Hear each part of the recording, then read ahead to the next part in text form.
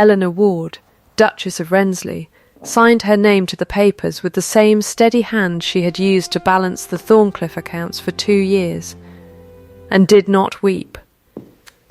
She did not ask the solicitor to wait until morning. She did not ask where her husband was. She set down the pen, blotted the ink with the corner of a cloth the midwife had left folded on the nightstand, and looked past the man standing at the foot of her bed to the 2 small, furious faces already swaddled and waiting in Mrs. Colby's arms. "Peter," she said, touching the smaller of the 2 beneath the chin. "For my father." Then the other, whose cry was louder, whose fist had already found its way free of the blanket. "Simon, for his father before him." She said it plainly, the way she might have read out a column of figures, and the solicitor, a thin man named Duffield, who had clearly been told to be quick, and had not been told to expect this, stood holding his hat in both hands, and did not write anything down, because there was nothing left in his instructions that covered a woman who agreed to everything and asked for nothing. There was a strip of ivory ribbon on the nightstand beside the blotted ink, worn soft at both ends, the last remnant of her mother's christening gown, and Eleanor's fingers found it without her eyes moving from the papers. She did not tie it around anything yet. She only held it, the way a person holds the one object in a room they are certain is theirs. By morning she would be gone from Thorncliffe, and it would be the better part of a year before the Duke of Rensley understood what he had traded for a single afternoon's certainty. The autumn of 1814 had come to that part of the county the way it always did, heavy with cut hay and indifferent to the households beneath it. And it was in that ordinary weather that Eleanor Ward had married Julian Thorne, 6th Duke of Rensley, in a ceremony attended by 11 people, and no affection that anyone troubled to name aloud. It was, both families agreed, a sensible arrangement. Her father, the Reverend Peter Ward, had been dead 8 months, and had left her a small, sound cottage, and no money. The Duke needed a wife with a clear head, clean bloodlines, and no interest in London, since he had buried 2 engagements already under the weight of exactly that interest. Eleanor had a clear head. She had, in fact, the clearest head in 3 parishes, though almost no one, but her father's parishioners, had ever had reason to learn it. She managed Thorncliffe's household accounts within 4 months of her marriage, quietly, correcting a housekeeper's arithmetic here, a steward's miscount there, never in front of anyone, always by way of a note left where it would be found and credited to no one. She learned the tenant rolls before the Duke's own land agent did. She kept a private ledger, not of money, but of small facts, which cottage roof leaked, which widow's rent was 3 weeks behind because her son was ill and not because she was idle, which servant deserved raising, and which deserved only patience. None of it was asked of her. All of it got done. Julian Thorne noticed almost none of this, not because he was cruel, but because he had been raised by a father who taught him, without ever quite saying it in those words, that a duke's household ran on competence the way a clock ran on its spring, invisibly, and that a man who went about admiring the spring aloud was a fool who did not understand what a clock was for. Julian had absorbed the lesson entirely. He was polite to his wife. He was correct with his wife. He did not know, in any way he could have named under oath, that she had saved him £1,100 in her first winter alone. She overheard him once, in the 2nd month of her marriage, through the half-open door of his study, speaking to his cousin Edmund Thorne, Lord Cray, who had been heir presumptive to the dukedom for 11 years before Eleanor's wedding ring made him merely a cousin again. "She is suitable," Julian had said, in the flat, unhurried voice he used for decisions already made. That is all a wife needs to be. Eleanor had stood in the corridor a moment, her hand flat against the cold plaster, and had not gone in.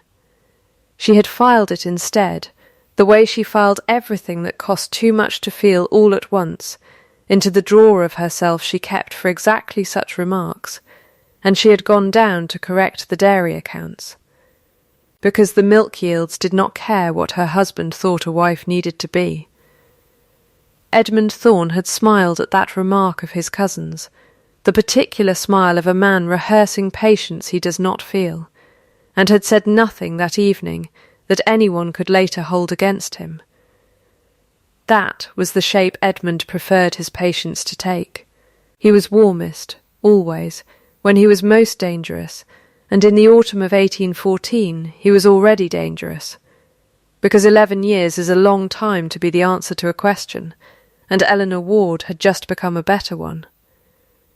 The pregnancy, when it came a year later, was announced at dinner in 4 sentences and celebrated with a single additional bottle of wine. Julian was, in his own contained way, glad of it. An air settled things. It settled Edmund's long patience into something with an actual expiration date, and everyone at that table understood the arithmetic, even though no one spoke it aloud. Eleanor carried through that winter with the same unremarked competence she brought to everything else, running the household from a chair by the fire when her feet swelled past the point of standing, correcting a bad delivery of seed grain from her bed by dictation, and waiting, without particular anxiety, for a single child to arrive sometime near the new year. She did not know yet that there would be 2. She did not know that Edmund Thorne had already begun, quietly, the work of making sure that whatever arrived would not matter, and that the instrument he had chosen to do it with was not a blade or a bribe or anything so honest as a bribe, but a piece of paper, written in a hand disturbingly close to her own.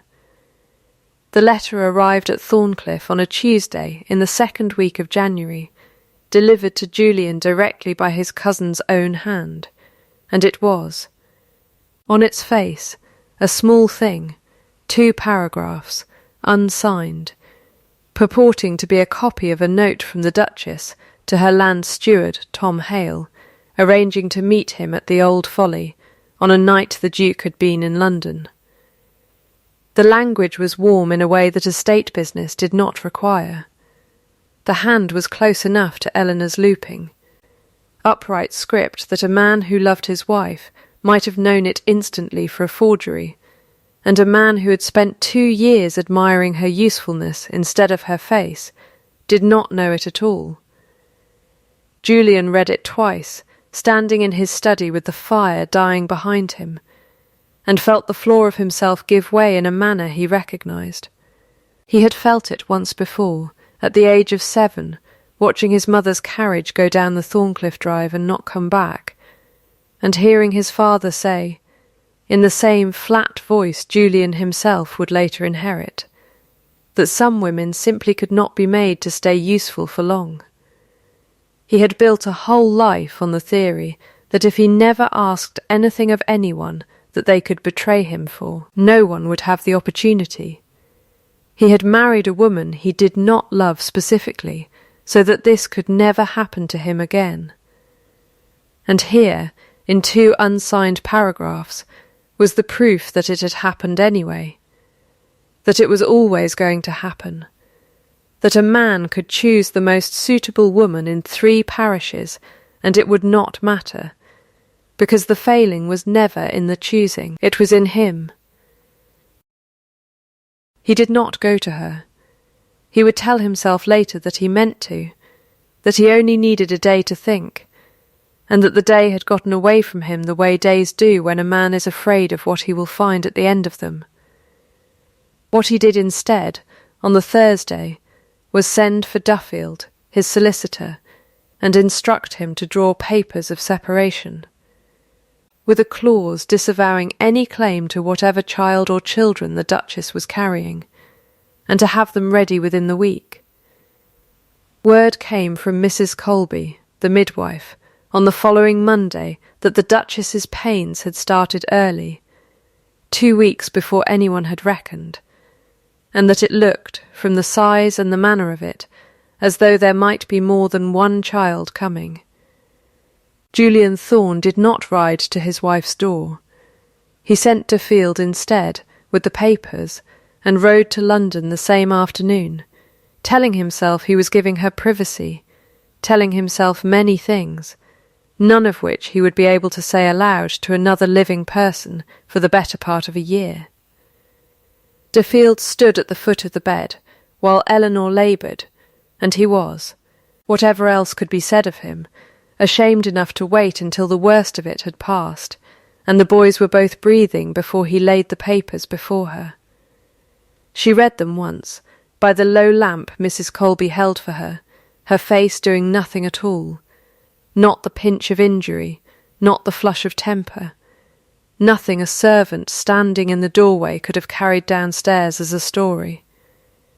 She read the clause disavowing the children twice. Then she asked, in a voice roughened only by labour and not by anything else, for the pen. Mrs. Colby, who had delivered half the parish and buried a husband of her own without a single public tear, watched the girl she had known since infancy sign away a marriage with the same hand she used to balance a household ledger, and said nothing until the ink was dry, because she understood, better than the solicitor did, that there are moments a woman must be allowed to get through without company. "You'll want to rest, Mrs.," Colby said finally. "I will rest," Eleanor said, "for exactly 20 minutes. Then I will need the shawl and the small trunk and someone to send word to Ivy Cottage that I am coming home." She counted the 20 minutes. She did not cry through them, though her jaw worked once, hard, and her hand found the ribbon on the nightstand and held it the way another woman might have held a hand that wasn't there. At the end of the 20 minutes she asked for the shawl. Ivy Cottage had belonged to her father, and it stood 2 miles beyond the edge of the Thorncliffe boundary.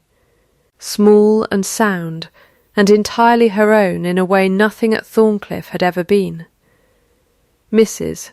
Colby came with her, on the understanding that a woman who had just delivered twins in the depths of January had no business managing alone, and stayed on afterward in a manner neither of them ever formally arranged, becoming housekeeper, nurse, and the nearest thing to family Eleanor had left standing. It was a poor household by ducal standards, and a rich one by every measure Eleanor had actually been taught to value. There was a kitchen garden gone to seed under the last tenant, a roof that wanted mending in one corner, and £400 a year settled on her by a marriage contract that Edmund Thorne, in his hurry to see her ruined, had somehow overlooked disputing. She did not spend the first month grieving what she had lost.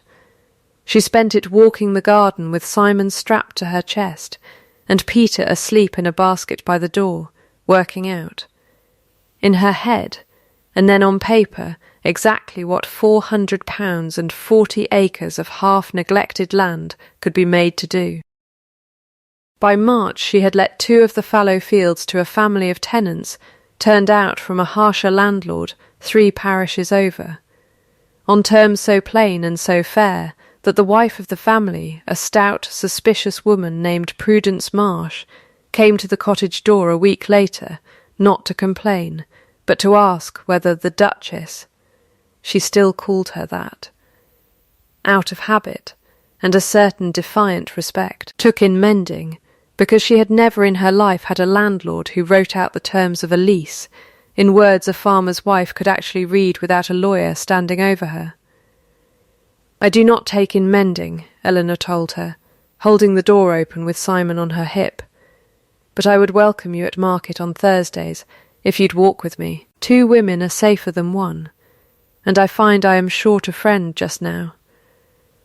Prudence Marsh became the first person in the county to say, aloud and in front of others, that the Duchess of Wrensley had more sense in her little finger than most men had in the whole of themselves, and it was Prudence who carried that opinion to the baker, and the baker who carried it, embellished, to the miller, so that by summer the story moving through Malstead was not the one Edmund Thorne had paid to have circulated. Tom Hale came to Ivy Cottage in April, hat in his hands, to say that he had heard what letter had been used against her, and that he meant to clear his own name and hers both, whatever it cost him in his position. He was a plain man, land steward at Thorncliffe for 6 years, married, entirely uninterested in duchesses, beyond the professional respect a good steward owes a landowner who understands drainage. He had never written to her in his life about anything but ditches and fences, and he said so, flatly, the hat turning once in his hands. "I believe you," Eleanor said. "I have always believed you. The letter was never about you, Mr. Hale, and it was never really about me. It was about who stood to gain if I were gone." "Lord Cray," Tom said. It was not a question. Lord Cray, she agreed, and something in her voice, dry and unhurried, made Tom Hale laugh once despite himself, a short bark of a laugh that surprised them both. She did not go to Julian. She did not write to him. She built the garden, and the lease terms, and a small trade in preserved fruit that she and Prudence Marsh's 2 daughters put up every autumn and sold as far as the county town, and within a year Ivy Cottage was, by every practical measure, thriving, while Thorncliffe, 3 miles distant, sat under a silence its owner had chosen, and could not now seem to undo. Word of her reached Julian the way water finds its way downhill, without asking permission of anyone in its path. His steward mentioned, in the ordinary course of an estate report, that the Marsh family had taken up new terms at Ivy Cottage, and were paying on time for the first occasion in memory. A tenant's wife, thanking him for nothing in particular, mentioned that her boy had been given a place learning the preserving trade with the Duchess's household, and had come home with wages in his pocket for the first time in his young life. His own housekeeper, a woman not given to opinions, observed once, unprompted, that Ivy Cottage's kitchen garden had put out more produce in 1 season than Thorncliffe's had in 3, and did not need to say what she meant by it. Julian rode past the lane to Ivy Cottage twice that spring, and did not turn down it either time. He told himself the second time that he had simply been going to market. He knew, by the 3rd time, that this was a lie he was telling only himself, and that the particular silence of a man doing arithmetic he dislikes had settled over him the way frost settles over a field that has not yet decided whether it will thaw. It was his old tutor, a Mr. Anselm long retired to a cottage on the estate's edge, who finally said to him what no one else at Thorncliffe would risk saying to a duke. Anselm had taught Julian his letters, and more usefully, had watched Julian's mother's carriage go down the drive on the same afternoon Julian had watched it. From a different window. "You are afraid," Anselm said without preamble, over a chessboard neither of them was truly attending to, "that if you love a thing, it will be taken from you. So you have arranged never to love anything you could not first classify as merely useful. It is a tidy arrangement, Your Grace. It has cost you a wife and 2 sons, and I do not think you have finished paying for it yet." Julian did not answer that directly. He moved a pawn he did not need to move, and said, after a silence that went on rather longer than the game required, "She never once asked me to love her." No, Anselm agreed. She built herself a life instead, so that she would never have to ask anyone for anything again. That is not the same as not wanting it, Your Grace. It is only what a clever woman does, while she is waiting to see whether wanting it is safe. Edmund Thorne, watching this same season of rumour from Thorncliff's edges, understood that his cousin's silence would not hold forever, and that a duchess thriving at Ivy Cottage with 2 healthy sons was a slower and more complete threat to him than any scandal. Because scandal fades, and a woman who cannot be discredited does not. He moved, that summer, to make certain she could not simply be forgiven and folded back in without a fight. He began quietly securing affidavits, a maid willing to swear she had seen letters passed at the Folly, a stable boy paid to remember a meeting that had never occurred, building, with the same patience he had spent 11 years perfecting, a case that the separation ought to be made permanent by law, and the boys placed under guardianship other than their mothers, on the grounds that a woman who had signed away her own marriage without argument had plainly known herself guilty. He did not know, as he built it, that the clerk he had hired to copy Eleanor's hand for the original letter, a nervous young man named Perkins with a wife of his own, and a debt of £20 he could not otherwise have cleared, had kept, out of a habit older than his fear, a private note of what he had been asked to do, and what he had been paid for doing it. The midpoint of that year arrived not as a twist, but as a door opening. Julian came to Ivy Cottage himself, in September unannounced, and stood in the garden among the last of the season's beans, while Eleanor knelt 3 rows away, with Peter propped against her hip, and did not immediately rise to greet him. "I did not come here to ask you back," he said.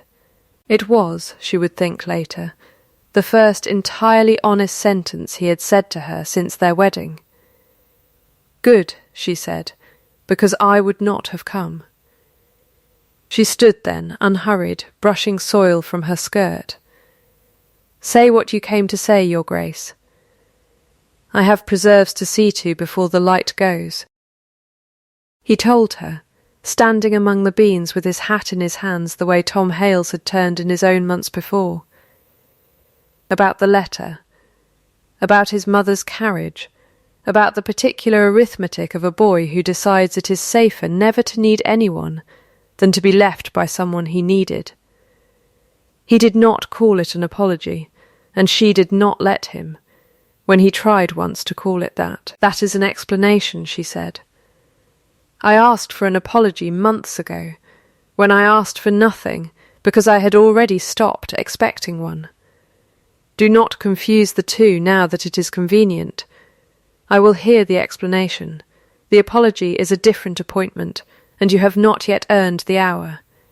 "Then tell me what would earn it," he said. "Show me," she said.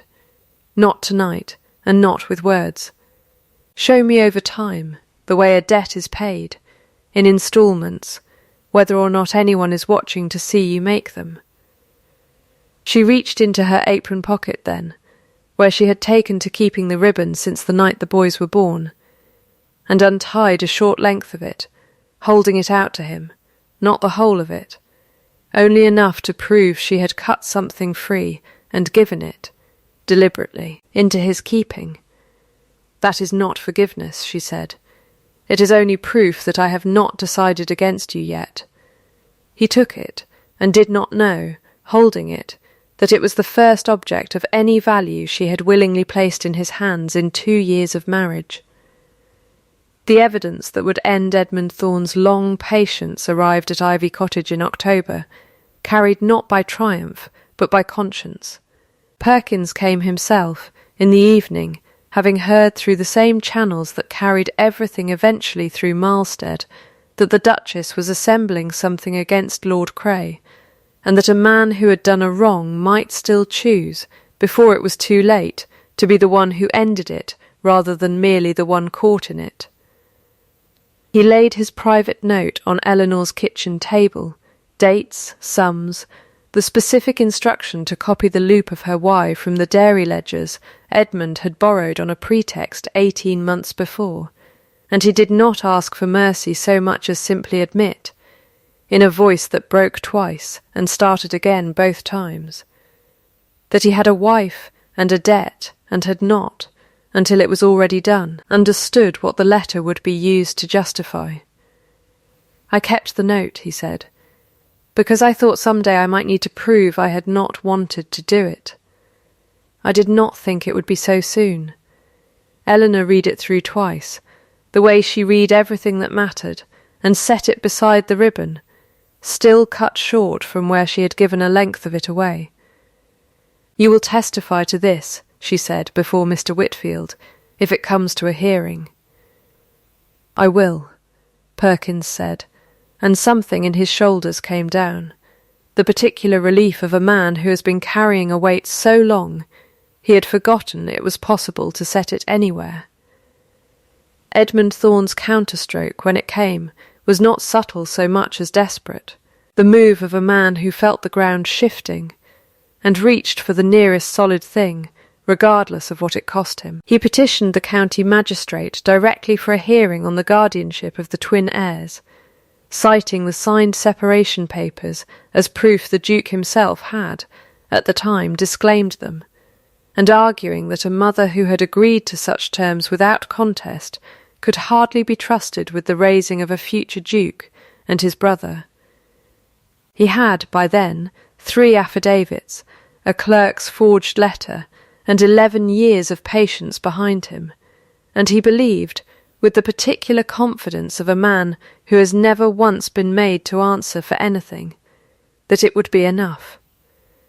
Eleanor received notice of the hearing on a grey morning in late October, read it standing at her own kitchen table with Peter asleep against her shoulder, and said only to Mrs. Colby, "Then we will need the ribbon after all," and went to fetch the papers she had spent a year quietly gathering.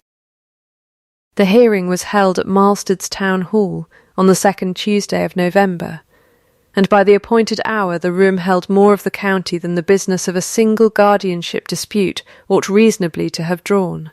Tenants, tradesmen, the miller and the baker, and Prudence Marsh with both daughters, all of them come, ostensibly on other errands, and all of them finding, once arrived, that they had time to stay and watch.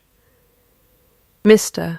Whitfield, the presiding magistrate, was a precise, unhurried man who had ruled on boundary disputes and disputed wills for 30 years, and had long since stopped being impressed by anyone's title. Edmund Thorne presented his case first, composed, warm, entirely reasonable in tone, laying his affidavits before the bench one at a time, as though setting out cutlery. Eleanor rose when it was her turn, and did not raise her voice. She laid the forged letter on the table beside a sample of her own hand from the Thorncliffe dairy ledgers, side by side, and invited Mr. Whitfield to examine the loop of the Y in each. "They are close," she said. "They are not the same. A close copy is not a signature, Mr. Whitfield. It is a confession of effort." Then she called Perkins, who stood, pale but steady, and told the room in a voice that shook only at the start what he had been asked to do, and for how much, and by whom, and laid his own private note beside the letter as proof he had kept the record before anyone had asked him to produce it. Tom Hale testified next, plainly, that he had never in 6 years' service written a private word to the Duchess of Wrensley that was not about ditches, drainage, or the state of offence, and that he would swear it on whatever the court required, because his own wife and children deserved a husband whose name meant something in this county. It was Tom Hale's wife, uninvited and unbidden, who rose from the gallery at the end of his testimony and said, into the room's sudden quiet, that she had known her husband 12 years, and that any woman fool enough to accuse him of romance had never once watched him try to compose a letter about anything. The room's laughter was brief, but it broke something loose in the air, and Eleanor, watching it happen, understood that the county had already begun, without being told to recalibrate what it believed of her. Edmund Thorne's composure held through the letter, and through Perkins, and cracked only when Mr. Whitfield asked him, in the same unhurried voice he had used all morning, precisely where the £20 paid to Perkins had come from, and asked to see the estate ledger in which such a sum might have been recorded. Edmund had not thought, in 11 years of patience, that anyone would ask to see his own paper. He had spent so long weaponizing other people's that he had forgotten his own could be read the same way. He opened his mouth to answer, and something behind his composed and warm and reasonable face simply went out, the way a lamp goes out when the wick has finally burned through what little oil was left. Mr. Whitfield ruled that afternoon that the guardianship petition was dismissed, that the separation instrument had been procured under material deception and was void from its signing, and that Lord Cray's conduct would be referred to the appropriate authorities for whatever further reckoning the law required. He did not sentence Edmund Thorne to anything more theatrical than that. And Eleanor, when it was her turn to speak on the matter of consequence, did not ask for more. "I could ask that he be ruined entirely," she said, to the room, to Edmund, to her husband standing near the back with his hat in his hands, the way it seemed half the men in this story eventually held their hats. "I have the documents to do it. I will not. Let him keep the small annuity his father left him, and let him leave this county, and let that be the whole of his punishment, because I would rather be known as a woman who could have destroyed a man and chose instead to simply be done with him." Edmund Thorne left Malstead within the month, and was not seen in that county again, and the last anyone reported of him was that he had grown quiet in a way 11 years of patience had never once made him, the quiet of a man who has finally run out of paper to hide behind. Julian came to Ivy Cottage 3 days after the hearing, and this time he did not stand among the beans. He sat at her kitchen table, at her invitation, and gave her the explanation in full, not the abbreviated version from the garden in September, but the whole of it. His mother's carriage, his father's flat voice, the 2 engagements broken before hers, that had taught him it was safer to expect nothing than to be disappointed in something he had allowed himself to want. And the letter, and the particular cowardice of sending Duffield rather than coming himself, because a man who does not appear cannot be refused to his face. "That is the explanation," Eleanor said, when he had finished. "I have heard it. Now I require the apology, and they are not the same, and I will know the difference if you try to give me the first again dressed as the second." He was quiet a moment. Then, plainly, without the flattened voice he used for decisions already made, he said, "I am sorry. Not that it happened to me. That I did it to you. I sent papers to a woman in childbed because it was easier than looking at her, and there is no explanation that makes that anything other than a wrong I chose." "All right," Eleanor said. "All right," he said then. "All right," she said again, and something in the room settled, the way a house settles after a long frost finally breaks, and that was the whole of the treaty for that day. Her conditions, when she itemized them, were not many, but she said each one aloud, the way she might read out clauses of a lease. Her authority over the boys' upbringing, their names, their education, would be hers absolutely, and would not be revisited by him, nor by any future Thorne. Her own income and the cottage would remain hers, regardless of what came after, settled in writing, not in sentiment. He would never again communicate anything that mattered to her through any paper he had not first said to her face. And if he wished to return to Thorncliffe as her husband in more than name, It would be on ordinary days, proved in ordinary ways, not in a single grand gesture that let him feel forgiven cheaply. He agreed to every clause, and asked for only one exception, that he be allowed, once publicly, at whatever gathering she chose, to say aloud what he had once said privately, so that the whole county might hear it undone. She granted him that. What followed was not courtship so much as apprenticeship. He came to Ivy Cottage 3 afternoons a week through that winter, and learned, without being taught, which of his sons woke easiest, and which needed to be walked, which cried at the cold, and which only at hunger. He sat with the household ledger Eleanor kept, and found, to his own quiet shame, that she had been correcting his estate's arithmetic since her 2nd month of marriage without once being thanked for it, and he thanked her for it now, plainly, at the kitchen table, in front of Mrs. Colby, who allowed herself the smallest, most satisfied nod of her life. There was one relapse. In February, faced with a decision about which physician ought to be engaged for the boy's coming inoculation, Julian did what 2 years of habit had trained him to do. He wrote a letter, addressed it to Eleanor, and had it delivered by a servant, rather than simply asking her over supper. She read it, set it down, and looked at him across the table where he sat, having arrived an hour later to see the boys, entirely unaware of what he had done. "You wrote to me," she said, "about our sons, instead of asking me. Do you know what that is, Julian?" He went very still. "It is the old habit," he said slowly. "It is exactly the old habit." "It is," she agreed.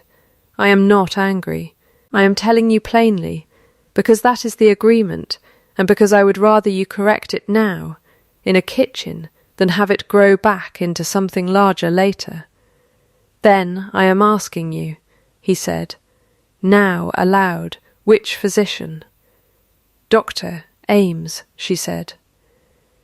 "And Julian, thank you for hearing it the first time I said it." It was Mrs. Colby's blunt observation, offered without being asked, that told Eleanor the thaw had reached somewhere real, that she had heard the Duke laugh, actually laugh, at something one of the boys had done with a spoon, and that it had not sounded rehearsed. The declaration, when it finally came, arrived on an ordinary evening in March. No anniversary, no occasion, only the two of them at the kitchen table after the boys were down, the ribbon, the whole length of it, restored, for he had kept his portion safe through the entire winter and returned it to her that night, retired resting between them on the wood. "I would choose you," Julian said. "I have been choosing you, in fact, for some months now, in 100 small ways I hope you have noticed. And I intend to go on choosing you for the whole of whatever time I am given, whether or not you ever again let me forget how nearly I threw it away." "I noticed," Eleanor said, "every one." And she reached across the table and took his hand, which was for 2 people who had spent a year and a half learning each other properly for the first time, declaration enough. 2 years later, in the spring, Peter and Simon Thorne were christened at last in the Malstead parish church their grandfather had once served, their gowns tied at the collar, with a strip of ivory ribbon, so worn soft with handling that the seamstress had commented on it, not knowing it had once been signed away in a sick room and carried back, cut and mended and restored, through a hearing. A garden, a kitchen table, and a whole ordinary winter of proof. Thorncliffe's tenants that year were the first in the county, paid a fair wage posted openly on the estate office door, in Eleanor's own hand, a practice her husband maintained, without being asked a second time. Ivy Cottage's preserving trade, begun with 2 rows of overgrown fruit trees and a widow's stubbornness, employed 11 women of the parish by then, and had not once, in 2 years, missed a payment.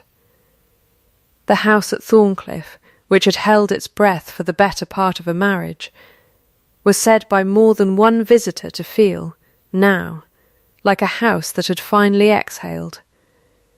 She had stopped asking to be seen. She had made herself, instead, entirely impossible to unsee. Not through the ruin of the man who had once called her merely suitable, but through the plain, accumulating evidence of a life built without waiting for anyone's permission to matter. It was not because she forgave easily that the marriage survived. It was because she required, before it could survive at all, that the difference between an explanation and an apology be honoured, and that mercy be dispensed only from a position strong enough to have withheld it. She had signed away a marriage once, without a single tear, and named her sons herself, in a room where no one had asked her opinion, because she had already understood the one thing her husband would take a year longer to learn, that being useful and being loved are not the same inheritance, and that only one of them, in the end, is worth signing your name to twice.